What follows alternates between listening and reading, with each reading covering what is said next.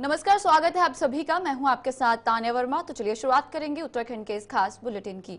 प्रदेश के मुख्य सचिव राधा रतूड़ी की अध्यक्षता में अधिकारियों की बैठक हुई। बैठक में विभिन्न विभागों के प्रशासनिक सचिव व अधिकारी उपस्थित थे। बैठक में सरकारी कर्मचारियों के अनिवार्य तबादले का कोटा निर्धारित करने को लेकर चर्चा की गई। बैठक में तय किया गया कि मैदान यानी सुगम से जितने दुर्गम में जाएंगे, दुर्गम से उतने ही शिक्षक कर्मचारी सुगम में आएंगे। तबादलों के लिए इस बार कोटा तय नहीं हुआ। स्थानांतरण सत्र के दौरान कितने शिक्षकों और कर्मचारियों का तबादला होगा, ये विभागों के विवेक पर छोड़ दिया गया है। मुख्य सचिव ने तबादला सत्र के दौरान सभी विभागीय अधिकारियों से रायशुमारी की। अधिकारी सूत्रों के अनुसार कार्मिक विभाग की ओर से ये जानकारी दी गई है कि स्थानांतरण एक्ट में तबादलों का कोटा निर्धारित करने का प्रावधान नहीं है, लेकिन एक्ट लागू होने के बाद कर्मचारियों की तैनाती में संतुलन स्थापित करने के लिए शुरुआत में 10% तबादले किए गए। कोविड काल में शून्य सत्र होने के बाद इसे बढ़ाकर 15% किया गया। पिछले सत्र के दौरान 15% तबादले किए गए। इस तरह अब तक 65% तबादले हो चुके हैं और सूत्रों के मुताबिक बैठक में तय हुआ कि विभाग अपने स्तर पर तबादलों की संख्या निर्धारित करेंगे, लेकिन शर्त ये होगी कि जितने कर्मचारी शिक्षक सुगम से दुर्गम में भेजे जाएंगे, उतने ही कर्मचारी पहाड़ से मैदान में आएंगे। अनिवार्य तबादलों के अलावा अनुरोध पर होने वाले तबादलों के विषय पर भी चर्चा की गई। विभिन्न गंभीर बीमारियों के कारण तबादलों की मांग होती है। ऐसे में तबादले स्थानांतरण अधिनियम की धारा 27 के तहत होती है। मुख्य सचिव की अध्यक्षता में गठित कमेटी ऐसे तबादलों की सिफारिश करती है और मुख्यमंत्री के अनुमोदन के बाद तबादले होते हैं। बैठक में धारा 27 के तहत होने वाले तबादलों के विषय में भी मंथन हुआ। उत्तराखंड में 30 अप्रैल से शुरू हो रही चार धाम यात्रा को इस बार और भी अधिक गंभीरता के साथ नवाचार प्रयोग से भी जोड़ा गया है। आयुक्त गढ़वाल विनय शंकर पांडे ने बताया है कि अभी तक लगभग 7 लाख पंजीकरण इस बार अभी तक हो चुके हैं। इस बार ऑनलाइन आवेदन में वाहनों की भी जानकारी अलग से मांगी गई है, जिससे पार्किंग स्थल की जानकारी और वहां खड़े होने वाले वाहनों की कुल संख्या क्या होगी। यात्री अधिक आने की स्थिति में अलग से नए होल्डिंग एरिया बनाए गए हैं, जिसमें हरिद्वार, ऋषिकेश, ब्यासी, रुद्रप्रयाग शामिल हैं। इसके साथ साथ इस बार यात्रा मार्ग के प्रत्येक अहम पड़ाव और पार्किंग एरिया में 10 किलोमीटर के इलाके में पुलिस मोबाइल टीम पार्किंग और वाहनों को सही तरीके से पार्क कराएगा। 5 अप्रैल को एक और अहम बैठक में जारी काम की समीक्षा भी ऋषिकेश में होगी। हमारी जो चार धाम यात्रा प्रदेश की बड़ी महत्वपूर्ण यात्रा होती है और जैसा आप सभी को भली भांति विदित है कि हमारे जो कपाट खुलने का तिथि है वो केदारनाथ जी की 2 मई की और बद्रीनाथ जी की 4 मई की निर्धारित हुई है और 30 अप्रैल को संभावित है कि हमारी गंगोत्री धाम और यमुनोत्री धाम के कपाट खुलेंगे। उसको लेकर हम लोगों की तैयारियां पिछली यात्रा समाप्त होने के उपरांत ही शुरू हो गई थी और इस संबंध में माननीय मुख्यमंत्री जी की अध्यक्षता में भी 2 बैठकें हुई, मेरे स्तर की भी हुई हैं और मुख्य सचिव महोदया के स्तर पर भी बैठकें की गई हैं।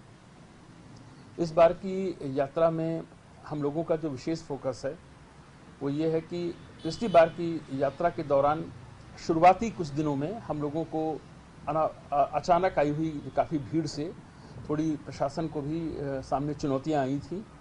हालांकि हम लोगों ने उन सभी चुनौतियों का सामना किया और यात्रा बहुत ही सुरक्षित तरीके से ही संपन्न हुई। इस बार रजिस्ट्रेशन आप सभी जानते हैं काफ़ी इन एडवांस शुरू कर दिया गया है और प्रतिदिन जो भी रजिस्ट्रेशन हो रहे हैं उसका हम लोग प्रॉपर असेसमेंट भी कर रहे हैं।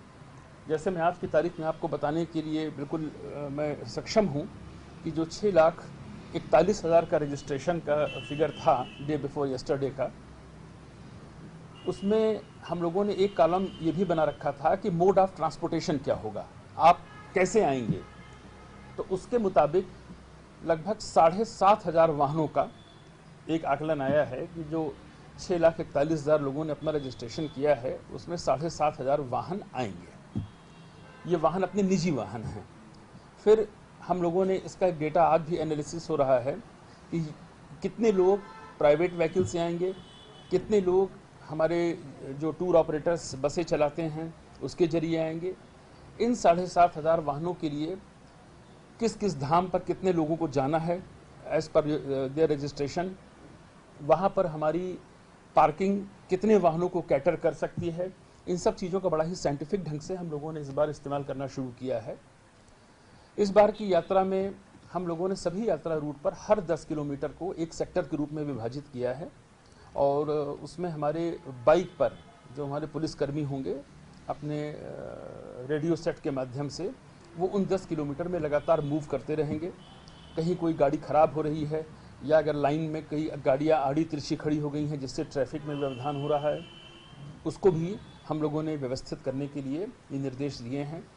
और सबसे इम्पॉर्टेंट जो निर्णय हम लोगों ने लिए थे, होल्डिंग एरियाज़, इन केस बहुत ज़्यादा भीड़ होती है तो हमारी प्रॉपर होल्डिंग एरिया, अगर आप इधर बद्रीनाथ जी के और केदारनाथ जी के रूट पे देखें तो हरिद्वार, ऋषिकेश, छोटी सी होल्डिंग एरिया व्यासी, श्रीनगर, रुद्रप्रयाग, इन सब जगहों पर हम लोगों ने अपनी होल्डिंग एरिया, वहाँ पर कितने ऐसे स्थान हैं जो कि निःशुल्क सेवा में दिए जा सकते हैं वो भी आइडेंटिफाई कर लिए गए हैं, जहाँ निःशुल्क भोजन के साथ, क्योंकि सभी की तीर्थ यात्रा पे आने वाले सभी लोगों की आर्थिक स्थिति ऐसी नहीं होती है कि अगर एक आध दिन उनको रुकना पड़े तो उसको एफोर्ड कर सकें, और जहाँ पर लोगों को रहने की, खाने की, वॉशरूम, टॉयलेट की सुविधा हो, तो काफ़ी माइक्रो लेवल पे इस बार तैयारी की गई है। और सेम यही हम लोगों ने गंगोत्री यमुनोत्री रूट पर भी ये व्यवस्था की है।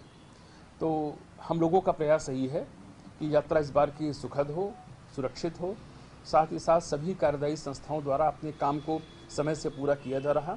और एक इसकी रिव्यू मीटिंग 5 अप्रैल को मैंने पुनः ऋषिकेश का जो हमारा ट्रांजिट ऑफिस है यात्रा का, वहाँ मैंने पुनः एक बैठक रखी है। अब तक की गई तैयारियों की एक समीक्षा उसमें की जाएगी। जनपदों को एज पर देयर डिमांड धनराशि भी पर्यटन विभाग द्वारा दी जा चुकी है। सभी जगह निर्माण कार्य और मूलभूत सुविधाएं जो हैं वो लगातार पूरी की जा रही हैं। माननीय मुख्यमंत्री जी लगातार इसकी मॉनिटरिंग कर रहे हैं और दिन प्रतिदिन की प्रगति से उनको हम लोग अवगत। उत्तराखंड की विश्व प्रख्यात चारधाम यात्रा जल्द शुरू होने जा रही है। वहीं परिवहन विभाग के लिए प्रदेश भर में लगातार हो रही सड़क दुर्घटनाएं चुनौती का विषय बनी हुई हैं।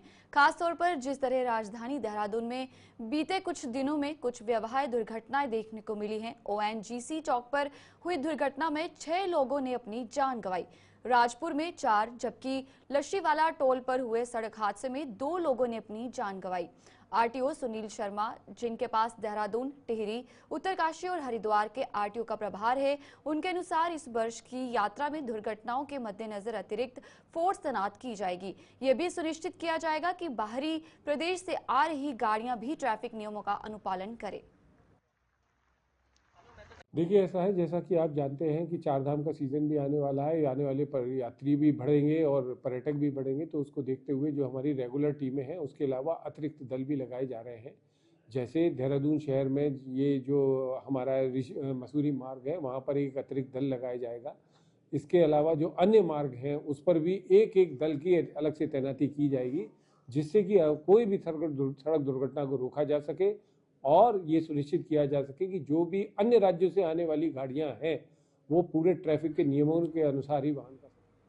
उत्तराखंड में अवैध रूप से संचालित हो रहे मदरसों पर सरकार की कार्रवाई जारी है। सरकार ने मदरसों के फंडिंग में भी जांच शुरू कर दी है। प्रदेश में 136 मदरसों के पास कागजात पूरा न होने पर सील किया जा चुका है। उत्तराखंड में करीब 450 अपने दस्तावेज, बैंक खाते और आय व्यय की पूरी जानकारी देते हैं, लेकिन दूसरी ओर करीब 500 से अधिक ऐसे मदरसे हैं जो बिना किसी मान्यता के संचालित हो रहे हैं। इन मदरसों में पढ़ने वाले बच्चों का सत्यापन और आर्थिक स्रोतों की जांच शुरू हो गई है। उत्तराखंड मदरसा बोर्ड के अध्यक्ष मुफ्ती शमून कासमी ने इसे सही करार दिया है, तो वहीं कांग्रेस ने इसको लेकर सरकार और मदरसा बोर्ड के अध्यक्ष पर हमला बोला है। के मदरसे बोर्ड का चेयरमैन शामून काजमी क्या कर रहा था? बिजनौर से आप उसको आयात करके लाए हैं एक अल्पसंख्यक समुदाय के व्यक्ति को, यहाँ पर मोहम्मद शामून काजमी को, वो अपनी नाक के नीचे यहाँ अवैध मदरसों को संचालन होने दे रहा था, पल्लवित पुष्पित होने दे रहा था, फल फूलने दे रहा था। तो सबसे पहले तो छुट्टी उसकी होनी चाहिए। उसने क्यों सरकार को अंधेरे में रखा? उसने क्यों अवैध मदरसों को यहाँ पर संचालित होने दिया? तो आप का यदि असली गुनहगार कोई है तो आपके द्वारा नियुक्त मोहम्मद शामून काजमी है, जो मदरसे बोर्ड का चेयरमैन है और जिसने यहाँ प्रदेश के अंदर इस तरह के घटनाओं को अंजाम देने के लिए आंख बंद करके रखी।